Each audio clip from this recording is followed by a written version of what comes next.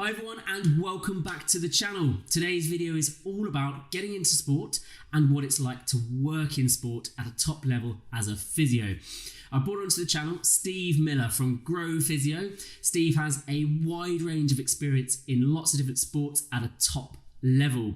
Steve and I met at the Commonwealth Games recently this year and we had a drink and a chat and thought this would be a top topic to bring you, to give you an insight into the world of sport as a physio. So without further ado, let's roll the video.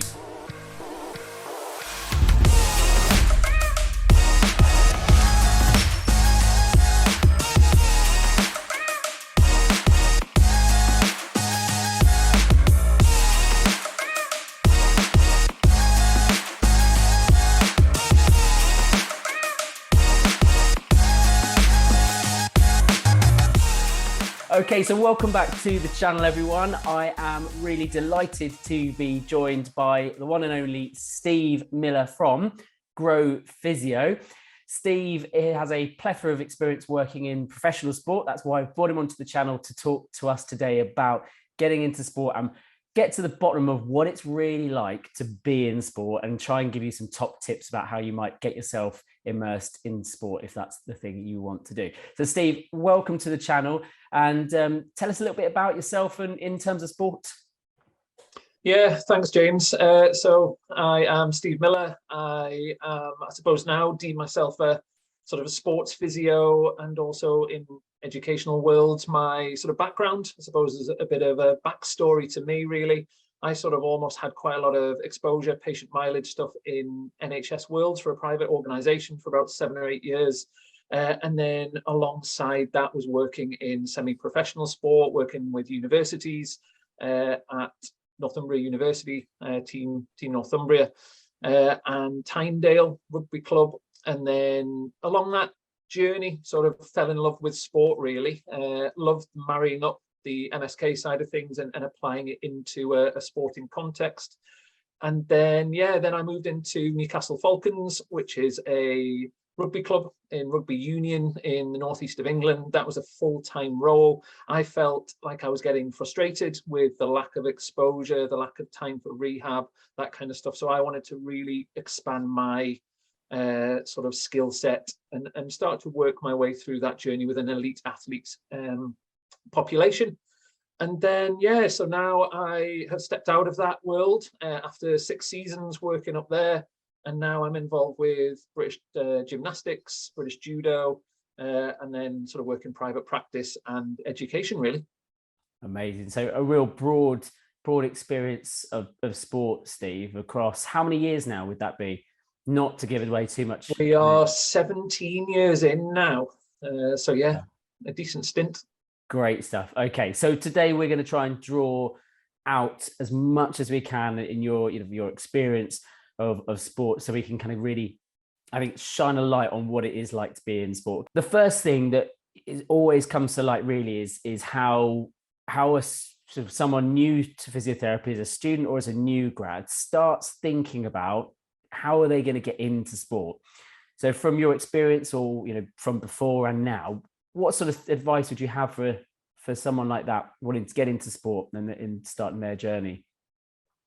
Yeah, and I suppose just to pick on what you said, really, James. So I think a lot of people, when they go into physio, they try really hard, don't they, at their interview, not to say that all they want to do in their career is work in sport, isn't it? Because it goes down like a lead balloon, really. But internally, if that is your driver, you've probably been thinking about that for a long time. But I would say, just kind of on the back burner to that, just don't feel like you've got to rush into that world. I didn't, and I think probably looking at it with the value of hindsight, really, I'm glad that I didn't immerse myself straight into something like an academy role or a full-time position that way. I feel like I had enough time to get enough patient mileage, build my skill set up, do the necessary courses that I wanted to do. I did my master's, and then immerse yourself bit by bit and drip into that world. There are loads of people who will be happy to get an extra set of hands really for you if you want to volunteer or do a low paid sort of weekend gig or help on evenings, that kind of stuff. And also, I think the value of not rushing into it is you will start to develop as a practitioner over the number of years, and you'll probably start to find that you have a special interest in a certain body part, a certain injury. you might not have that. I didn't at the start, and I think that's why rugby was excellent for me, because it did give you a really wide breadth of different things that you would be exposed to. So everything from spinal stuff, upper limb trauma, lower limb trauma, obviously concussions, all those sorts of things really. And then what you start to do is you start to find along that journey that, you know what, I actually really enjoy this certain field. And it might be that you want to target a certain sport, for example, because it gives you more of that. It might be just rough examples, I guess, like something like rowing, for example, would generally give you a lot more lower back issues, lots of disky problems in that world, neural things that are going on. I guess if you've got hand wrist interests, things like boxing are obviously great. So yeah, thinking about the type of athletes that you work with is probably something that I would consider. And if you do want to go into a certain sort of niche world, really, to do that very early on in a career, is sometimes not advantageous. I'll probably find out what you want to do first of all, and then try and bespoke it. I suppose the classic sort of into this world would be into an academy setup. So again, this is a little bit of a challenger because the vast majority of us don't have any sort of junior experience really from placements, things like that. We come out, we've generally seen a lot of adults, and then we sort of move into the world of probably working with academies, really. That obviously comes with its challenges, as I'm sure we'll kind of cover later on. But yeah, I would say sort of as a first thing, don't worry about rushing into it. You are going to try and pick up various bits of experience that you can. So do network, do reach out to people. I think now the world that we live in, more than ever, people are more accessible on LinkedIn's, Twitter's, etc. And most people are pretty open and honest about sort of getting back to you. And yeah, if you do have questions, then do reach out to people, myself included, because yeah, you don't want to sort of go down a bit of a rabbit hole and then realize, oh, I wish I wasn't on this path, and then have to kind of start again. Yeah, no, that's really interesting. So in terms of kind of options you said there, so if you're as a student in new grad, the chances are you may not have any experience in sport and working in that environment. So that does obviously lend itself challenges of getting into the arena. So I think, what do you think to kind of just going into some local amateur clubs and just getting that hands-on experience, maybe working with another physio or therapist in a low level kind of local league grassroots club?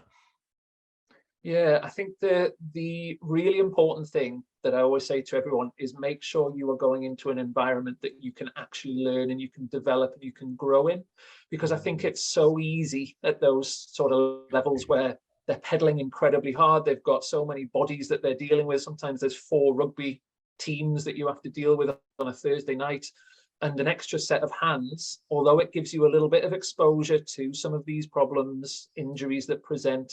What you don't want to be is in the back of a shower that's freezing somewhere in the middle of November, and you're just rubbing away on a calf with no real guidance, background in terms of the context of what you're doing. So I would always, I know sometimes you just got to grasp whatever experience you can, but really sort of if you are going in to meet a physio, you're getting in touch with them, do say, look, would it be possible to maybe come in and just observe or shadow you for a little while, or set up the bed in the same room? So you're actually, even though you might be rubbing a calf that the physios advise you to do, something like that, then actually you can watch and you can observe and you can pick up on a lot of those little sort of learning educational tips that you do, because I think that is the valuable side of things, really, is not just going in blind, actually having people around you who are going to nurture you and help you develop, really.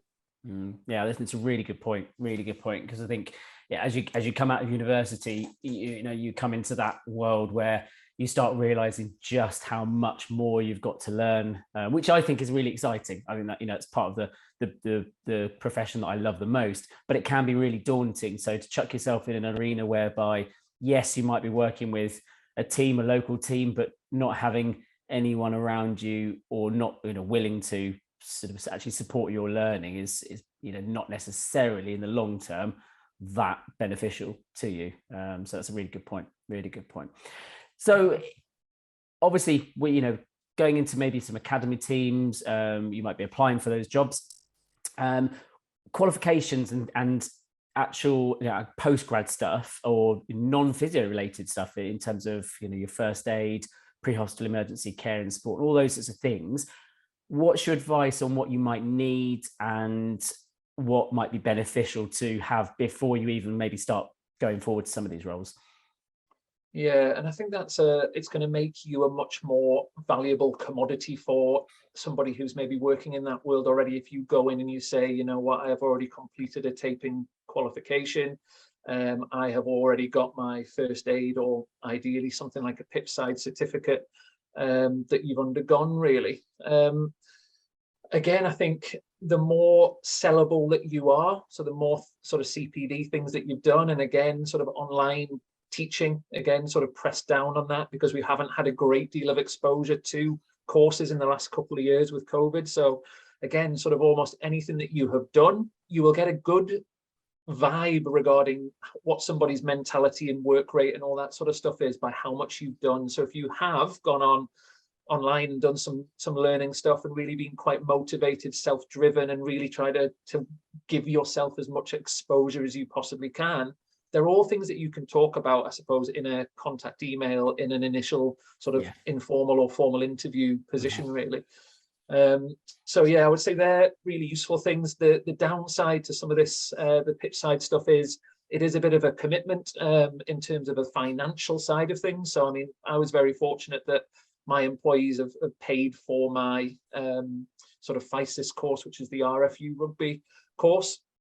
But again, you're probably looking at a surprising amount of money to go on these courses. But again, if you're going to work in that world and that is your dream, maybe you have to invest in yourself with some of these courses. I know back in the day, I mean, when I was qualified, I was so driven and so motivated. I spent most weekends traveling around the country, paying for hotels, travel, and it cost an absolute fortune. But I think that was something internal within me that was driving me. But again, I think they were all things that when you then sort of take a step back after 6 months, a year of doing it, you kind of go, wow, when someone does ask you, what have you done to prepare for this? Then you've got kind of a nice remit of things that you can draw upon, really.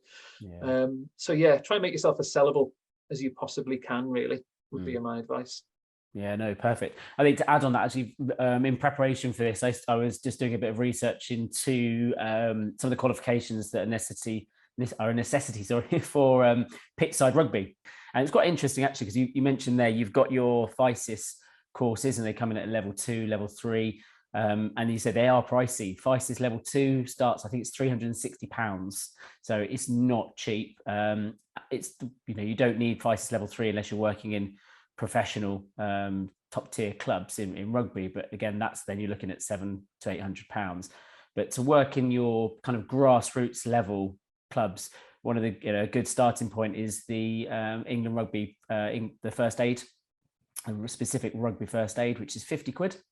And they do those all over the country. So I'll pop a link in below this with details of that, and also the document which kind of specifies some of the necessary requirements. Obviously, that's just in rugby, but yeah, it might be quite helpful. Might be quite helpful indeed.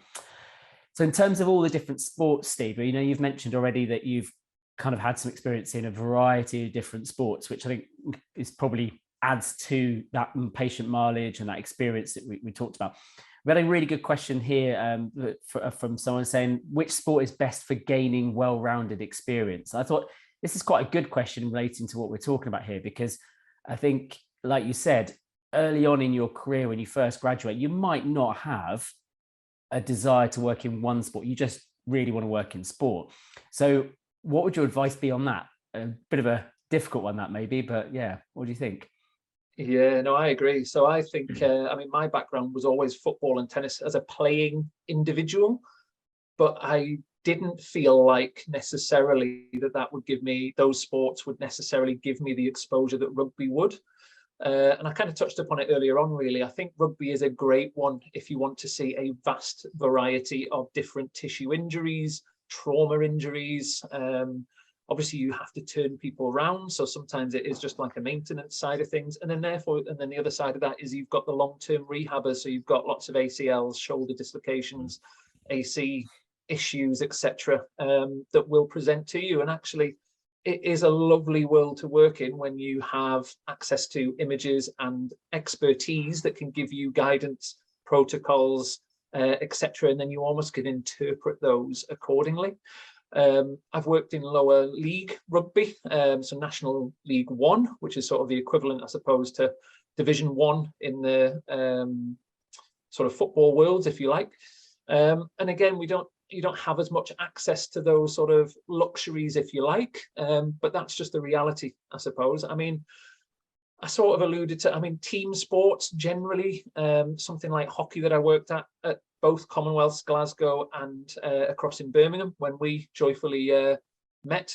Again, that sort of world, it does present a wide variety of different things, from facial trauma all the way through to, soft tissue trauma in various places, lots of neural problems, lots of fracture dislocations of hands when you get whacked with a stick, all those sorts of things. And I think sometimes it's quite interesting because there was, I was talking to somebody who works in British cycling quite recently as well. And basically my initial thinking was, oh, well, you probably just have your legs are going like the clappers thousands and thousands of times, but actually these people obviously come off their bikes and then they have some massive traumatic injuries, and actually a lot of the rehabilitation time that you have with them is actually going to be going on alongside some of the maintenance, and for some of them it's obviously the minutiae, the fine detail, the little 0.1 percenters that actually make a massive difference between gold, silvers, funding, no funding, all that kind of thing, really. But again, sort of thinking a little bit outside the box in terms of maybe what injuries would be common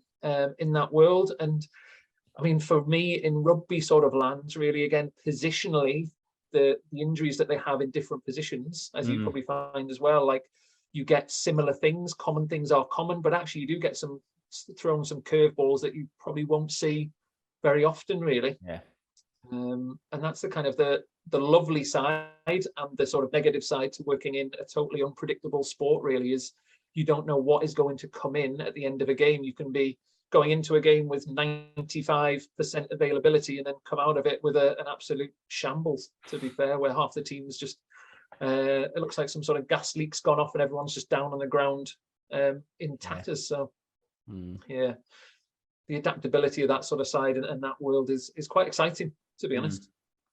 I suppose that plays back into that, not rushing into these sorts of things. You know, if your sport comes with it a huge variety of different injuries, you know, having some exposure to that in maybe a safer environment, more comfortable environment, such as the NHS rotations, or in private practice with a good support network around you, where they're not necessarily as acute, is possibly a good way to get your mileage up. Really important. I mean, then will make you a better physiotherapist in that sport. Because I mean, one thing I do know is quite quickly players will pick up on how good you are as a physio, and they can be quite damning quite quickly, from not necessarily to your face, but to others. You know, I've had many a player moan about such and such who was there last season and how terrible they were, etc., etc. So yeah, it's quite important to not that they're always right at all, but having some mileage underneath you might give you a bit of foundations to be able to stand your ground and do the job. Yeah, I totally agree. And I think it's because of the lack of exposure to, I suppose, in physiotherapy worlds, and there might be various different sort of professions here, sports therapists, rehabbers, etc., who are watching this. And obviously you'll all have different skill sets, but in physiotherapy, I think the MSK side is actually relatively diluted in terms of how much you get compared to maybe something like an osteopath, compared to maybe sports therapy for MSK and sports specific training, really. So again, I don't think there was any exposure in terms of the teaching that I had as an undergraduate in relation to sports. So yeah, I think it is a completely different skill set that you go in, but if you don't have at least the MSK sort of background and the sort of the soft skills that you require, you will stick out like a sore thumb. And it is pretty brutal, as you say. You can get a reputation that you don't really want, whereas actually if you held off a little bit longer to the point where you were ready to go in, that transition is more likely to be a lot smoother than it would be before. I mean, we had a guy who worked in the NHS for probably about 15-16 years, and then sort of dripped into the first team, but again, sort of a guy with a lot of background in rugby, had played at a very high level, but had been NHS-ified, if you like, and not had any exposure to anything to do with sport. And actually from the other side versus playing, it does look very different. And again, they expect you to be able to strap something without crinkles and horrible stuff that looks like a bit of a dog's dinner, if you know what I mean. And when it's pouring again, with rain, it doesn't represent you as a physio, how good you are, what your knowledge is. But if your ankle strapping looks absolutely diabolical, they will just rip it off and they will never come back to see that person again. And yeah, it does, word does travel, unfortunately, and it travels internally within the team, it travels sort of externally. So yeah, my old physio did say to me, look, you have to have at least 95% of what you managed incredibly well. Otherwise, it will affect and tarnish your reputation. Because yeah, if you have someone who breaks down with a hamstring, and then they break down again and they break down again, and you're the sole person who is looking after them, what should have maybe been a 4 to 6 week injury has now taken 3 or 4 months. They're going to be incredibly unhappy. The coaches are incredibly unhappy. And actually the amount of scar tissue and the history of recurrence is far higher. So again, you could actually be putting this person's career on the line. So it does have a lot of stresses attached to it. And this is why you sit on the side of the pitch when you've rehabbed some ACL back into it again, just praying that some abnormality that you've never prepped for, some eventuality that you never would have thought would happen, where, I don't know, someone's chop tackled from both angles, plus another body falls on top of them, that kind of thing. So they're viced and fall, and you're just praying that that doesn't happen, because yeah, your person that you've invested 9 months in, for example, and they've invested so much emotion, time, etc. into this for their career, which is short, again, needs to be done right. And I think if you don't do it right, actually it does come with a big responsibility. And that's not to put people off, but certainly don't go into this with just oh, you know what, I just fancy gaining a little bit of a token running out on a nice stadium. You do have to be able to deliver time and time again. Yeah, and I think that leads perfectly on to the bit that we kind of wanted to talk about, in, you know, the realities of working in sports. And you know, I'm sure a lot of people watching this are aware that it's not all glitz and glamour.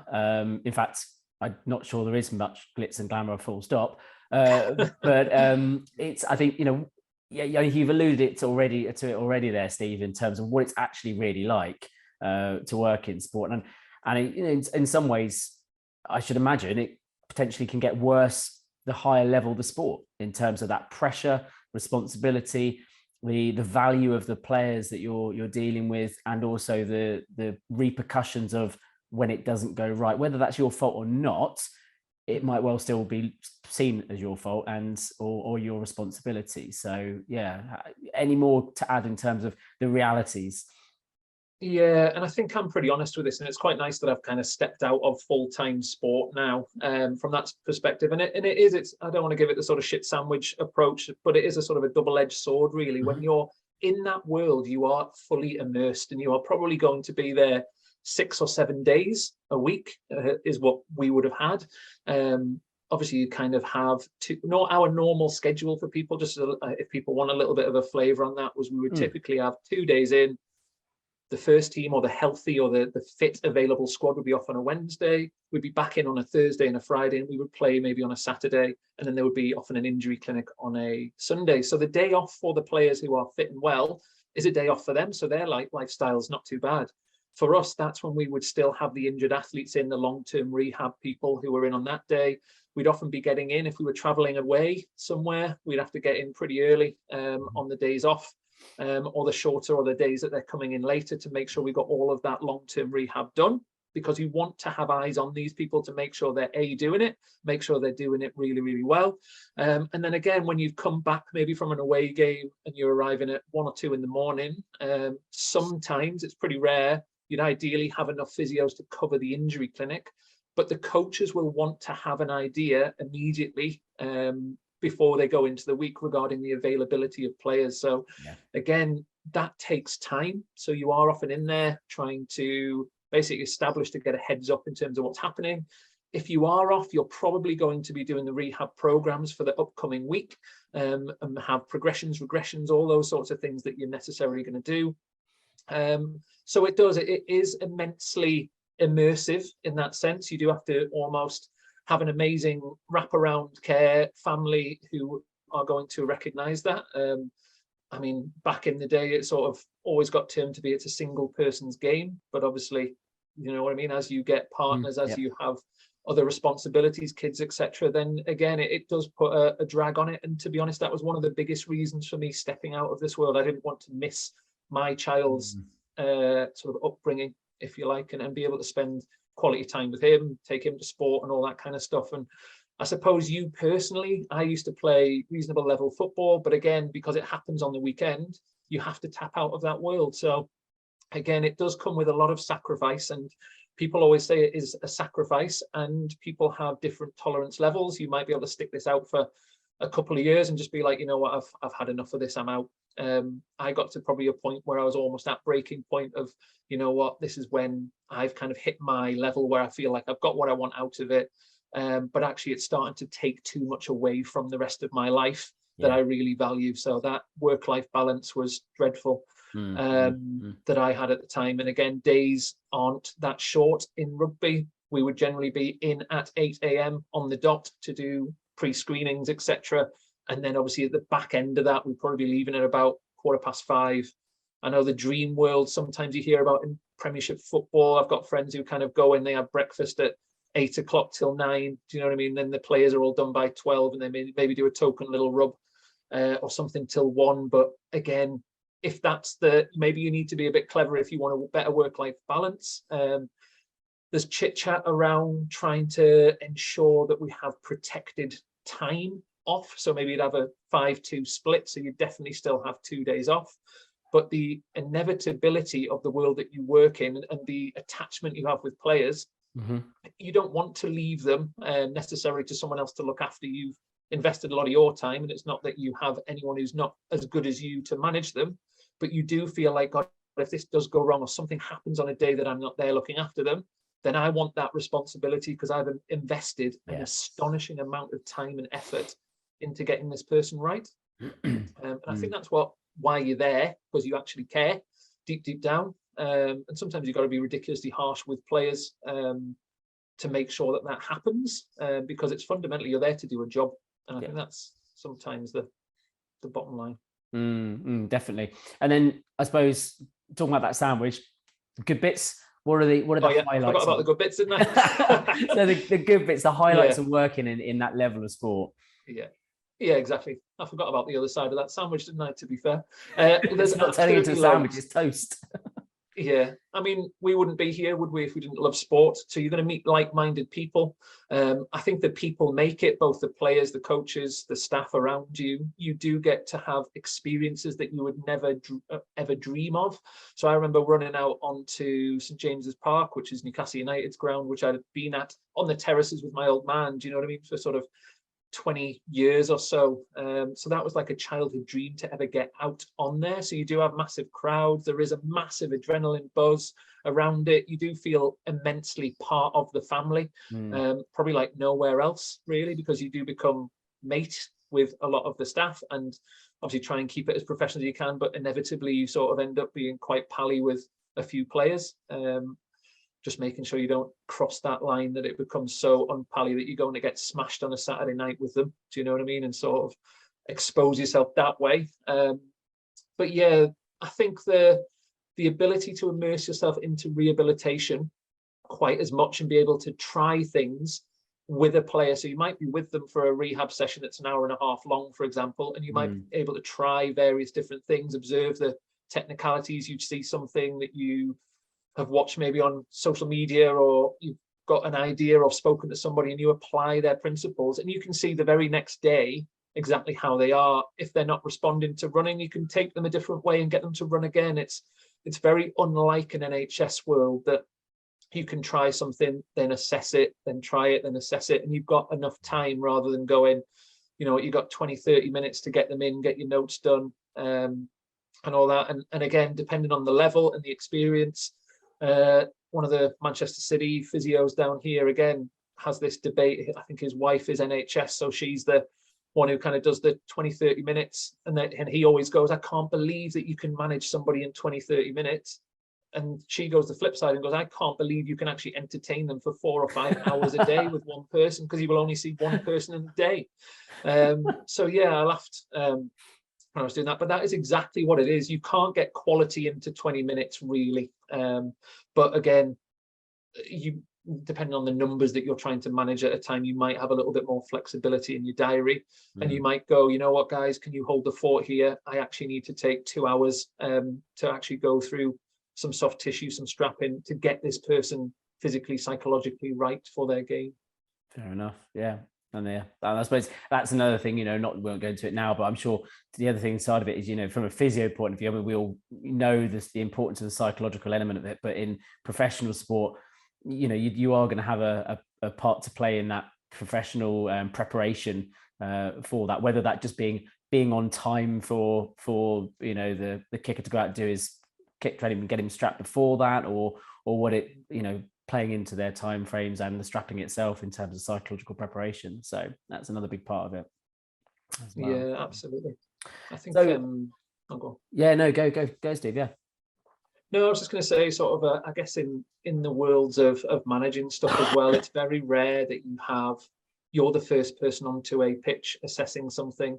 So again, you've got everything from the moment it happens sometimes till the very, very return. And then I think a lot of people think that that's the end, that return point. But for me, it's still that sort of monitoring that athlete over the course of the rest of the season, for example, to make sure that those markers aren't starting to deteriorate, their injury risk isn't increasing, and all that kind of thing. And again, that might have a big bearing, as you mentioned, on the sort of psychological side of things, to make sure that they are ready, thinking how much percentage-wise is in the mind going into a game, and if they're in the right frame of mind going into it, you can reassure them with all of these sort of little markers that actually you are where we want you to be, and go back in. And then that's that kind of again, the difference in between, you've got that pitch side element to that, so that pre-hospital immediate care, that trauma side of it, which is often very different, and not to be confused with inpatient in hospital trauma care. Very, very different. And as hence why, in England rugby stipulate, your first aid training in hospital does not carry over into rugby pitch side. So again, because it is a very different world. But then you've also got that rehab. So, and I think if you're working in amateur lower level, you might just be doing pitch side and not get the chance to follow that stuff up, which might be your bag or might be quite frustrating. But there is those two elements to it, and as you go up into higher levels, you'll probably be more involved with all of it rather than just one side of it as well. So options and pros and cons, I suppose, with that. The next thing I just wanted to cover briefly, but just I think because it does come up, is the pay. In terms of, it's again probably, I suppose, the non-glamorous side of things, really, and how you get into sport without kind of having to give everything away for nothing. Any advice on that? Any sort of tips? I think it's really tough, and I think I'm now at a position where I've gone through that journey. But I think and I mean by that, I've exposed myself to a lot of different sports. I've seen a lot of things. I'm now involved in education as well. And I think it's almost bordering towards almost like a more of a consultancy role that I would come into. But in the early days, which is a lot of the people who'll be watching today, that isn't where you are. You do have to be a bit of a yes man sometimes to take on, and all you want to do is get experience somehow. And I think that's the whole economics behind it, of the demand supply thing, really. There are so many physios who are so keen to go into these worlds, and there's not many jobs that are offered that actually people do try to jump on them, really. But unfortunately, because of market value, that does drive it down, and it's totally wrong in every single way. I saw something that was online the other day, and it was basically someone advertising £10 an hour for a qualified physio wanting experience with an academy in football, and actually you could earn more at my local Aldi. When I just thought, I'll drop online, have a little look at what's available. How much does somebody at Aldi get? And I think it was something like £11.75, and I just thought, there's such a disparity between the sort of skill sets that we go through to get to that level, the amount of money we've invested in ourselves, how many people can do that role. And it's a real shame. But yeah, again, I think if you are at a point where you are sort of saying, look, this is my price, and I would do it from the off if you possibly can. Look, this is what you're going to get. Do you realize that this is how much the course would cost if you are going to do something like a FISA? So you have to either get them to pay it. And again, I would always advise that if you're going to go into that role and you're going to take this on for a season, try and get them to cover the costs that you can. And I would also be pretty upfront with the amount of equipment and things that you require. And then actually to sort of make sure that you are, I suppose, happy is the word I was going to use, but I guess if you're all right to go ahead with that wage that they're going to offer, often they will offer you a daily rate for a home game, often a daily rate for an away game. If you work it out by the hour, which I once did at the Falcons, and again, that was a world where I took a pay cut going from the NHS to going to elite sport.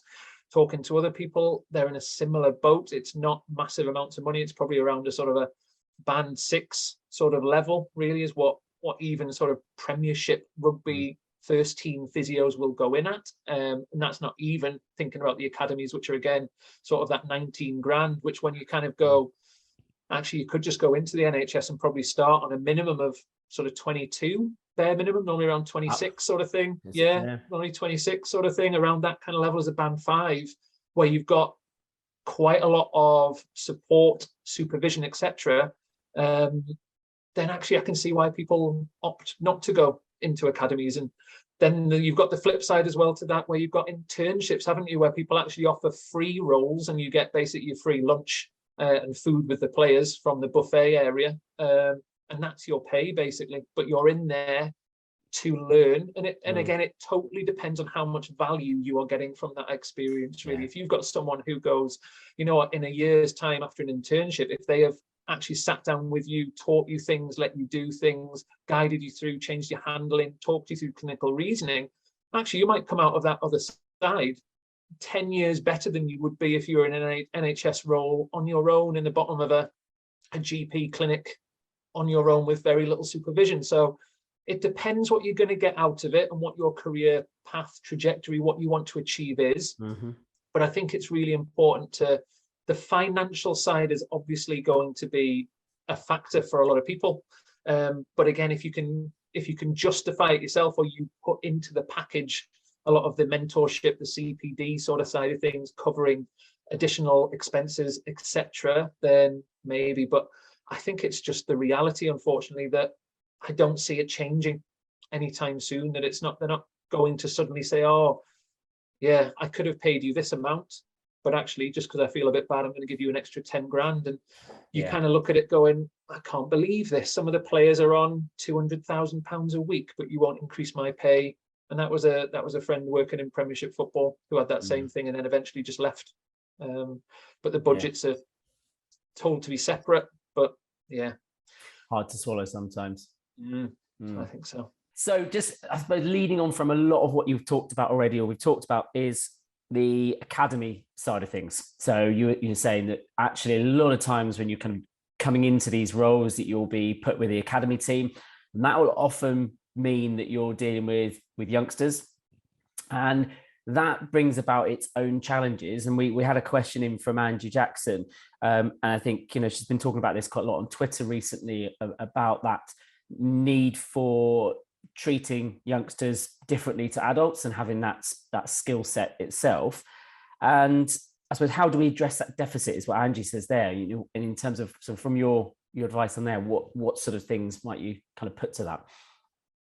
Yeah, it's a really good point, isn't it? Because most people, when they've come out from university or they've gone through their placements, they're generally treating adults the vast majority of the time. And admittedly, as Angie pointed out rightly, it's a different skill set. There's a lot of different sort of red flag things that you need to look at, need to screen for, that actually could have a huge bearing on that sort of junior's life going forward if it's not recognized early enough. Thinking of things like your perfes, etc., around that hip. If they're not caught early enough, or if you're not aware of these things, then again, you don't know what you're looking for. You might just think, oh, that's just he's walking a bit differently with a bit of a hobble. But actually, as that maturation is happening, obviously if it happens and it is irreversible, that kind of thing, then obviously that has bearings potentially on careers. So I agree with Angie entirely. It's an area that hopefully people are aware of her and some of the great work she's doing.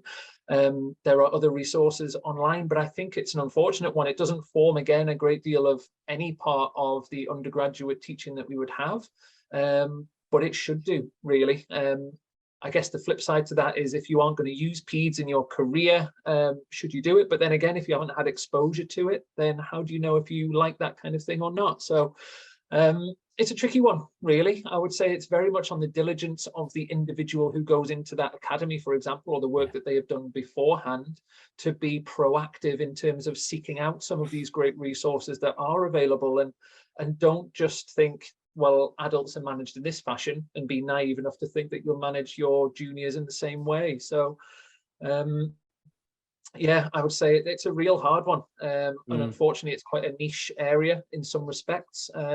But yeah, I spoke to one of the academy physios who's worked across football and rugby and other sort of Gaelic football worlds as well with this. And again, he didn't have any strong sort of guidance on exactly whereabouts that you should go for this when he's gone through this. And he's probably, again, sort of maybe 10 years qualified, working in and around sport. So when he started off, it was very much just kind of almost reaching out to people who work in that world, maybe having a mentor who's at the club who, again, can give you second opinions. They're there to support you. And this is probably something that I would recommend, really, is try and have conversations if you're in this world, and set up a bit of a mentorship. So you just almost, are you okay if I maybe contact you if I've got any problems? I don't anticipate this will be every day. No one wants to be badgered to death when you've got busy clinics and all that kind of thing. But actually, if you did say, you know what, would you mind stepping up into a sort of an official mentorship role? Can we allocate an hour a month, for example, to go through this? Or can I blap a text through to you, or a WhatsApp message, or whatever it may be, just saying, this is a bit of an abnormality, this one. I feel like, is there anything that I need to look out for?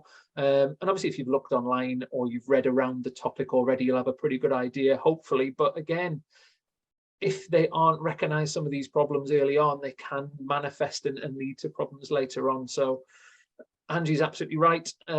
Certainly look at Angie Jackson's work if you haven't already. I think she's doing a little talk for us as part of NEMS as a free thing anyway, coming up. So I'm intrigued to see what she has to say. Yeah, no, I think it's a really, just having that awareness. I think, you said already, as a clinician going into this area, just having that awareness that this is something you're going to need to upskill on, and that proactivity around it to seek that out. And I love that idea of that mentorship. I think in a lot of areas for new grads, that's a really good thing to have. I know, sort of working in the NHS, it's been invaluable. I have a weekly mentoring slot with seniors, and it makes such a difference. So yeah, really, really key. So that's great. And it also kind of comes back to what you said about not rushing into these things, and taking some time to get some patient mileage and some experience under your belt, to learn and to grow as a clinician as well.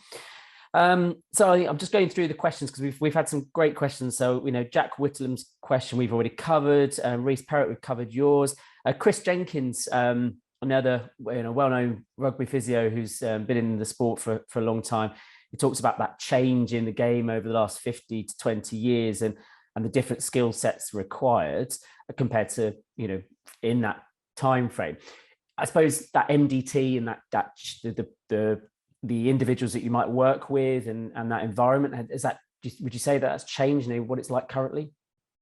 Yeah, absolutely. And thanks, Chris. Me and Chris worked together at Birmingham on the hockey, actually, pitch side. So I had a good laugh in that world, really. Exactly, just to sort of pick up what you were mentioning really there in terms of the MDT. I mean, just a bit of context. When I started off at the club, even within, not even 15, 20 years, but within 6 years of being there were 2 physios initially. There was no sports psychologist that was there. There was no nutritionist that was there. The S&C team was basically a team of 1, managing 50 players across the whole scheme. And it had been worse than that sort of prior too. So everyone was fighting fire. But by the end, yes, we did have a much wider team. I think the impact of that is there's probably more pressure on the physiotherapist, which means that you're just diluting your skill set more and more if you're expected to do the psychology side, the nutrition side, the S&C side, all that kind of thing, which often happens, doesn't it, at lower level? They haven't got enough money to pay for everybody to be there. So you end up being a little bit of a jack of all trades in that world. But certainly the understanding of physios in terms of the sports science side of things, the S&C side of things, and I think the appreciation of the value and the skill sets that other people bring, that they are the expert. You might have an idea of what you think you're going to deliver and think it's the greatest thing ever, but the reality is there are probably far more ideas even from other people. So certainly that has a bearing on the transition of players. So again, when is somebody going to go from a physio to a rehab specialist to an S&C staff back into the coaching team? So these are all things to think about. And again, there are different individuals who are best situated at different parts of that journey. And I think probably just being quite mindful of that and the collaboration effect of that as well. So again, everything is generally run through a team meeting medically, but then again, we will meet with coaches and the S&C staff and the sports scientists on a daily basis, even if it's not for very long. Normally do a little half an hour in the morning and then have a big meeting for a couple of hours at the end of a week. But again, it's that collaborative approach that definitely has improved things massively in my time. Yeah, so quite some big changes, and yeah, to kind of draw upon, as you say, those specialist skills, and recognize that I think it covers in all areas of physio. You know, the best clinicians won't know when that patient needs to be seen by someone else who knows more than they do, and sticking to your scope of practice, your skill set. Yeah, it all kind of plays into that really, really nicely. So that's great. So then we've covered Will Cole's stuff. Ian Gatt was talking about kind of that staying in sport, and we've talked about how the expectations of what working in sports really like, and so on and so forth. So I think we've probably covered that quite nicely there. And Andy Jackson. So a big thank you to everyone who sent questions in. There are some really good questions that have allowed us to talk in depth on this subject. So I think we talked about doing some extra courses and things like that. And I personally have used Grow Physio for my yearly update on strapping. And if there's a joint I haven't strapped for a while, or want to kind of refresh things, it's a go-to area using the YouTube channel and other things. And I believe you're doing some pitch side quality sort of courses. You kind of coming up soon, Steve. Is that right? Yeah. So there's sort of 12 courses on there really, and this so it tries to mimic really through lockdown a placement within a professional club is what I've tried to do. So there have been body parts specific work, and then obviously there's kind of the injury prevention.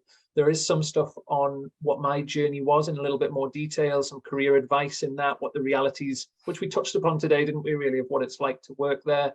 And then, yeah, because I strongly believe that obviously kind of when you come into this world, you are very unprepared. I've tried to kind of walk people through it. And the next course that's just about to become available on the new website as well. Amazing. We're going to move sites. So there'll be a new growphysio.com website, which offers so much more. But yeah, the pitch side of things, managing things like your unconscious athlete, what you'd ask somebody on the field of play, how you'd assess it on the field of play, what your communication is like, not just with the player, but with the coaches in terms of feeding that back, radios, all that kind of stuff. Big MSK trauma, spinal trauma, how to get somebody off a pitch if they've had a big injury, all that kind of stuff. I'm really looking forward to releasing it, to be honest. That sounds amazing. Yeah, it sounds really good. And I think for those people who currently work in sport, one thing we do know is that you cannot sit on your laurels. This, a lot of this emergency kind of immediate care needs to be practiced, drilled regularly, and yearly updates as a minimum. So that'll be, I think, really useful, not just to students, new grads, but also I know there'll be qualified physios and sports physios watching this as well. So it's kind of that keeping up with ongoing CPD and refreshers that sounds like it's going to be really useful, Steve. Yeah, fantastic, amazing. Well, a massive thank you for coming on, Steve. I think this is going to be so useful to many students, new grads and physios out there. sports therapists, rehabilitators, etc., working in the MSK world in sport and looking maybe to go into it. You may have changed your mind.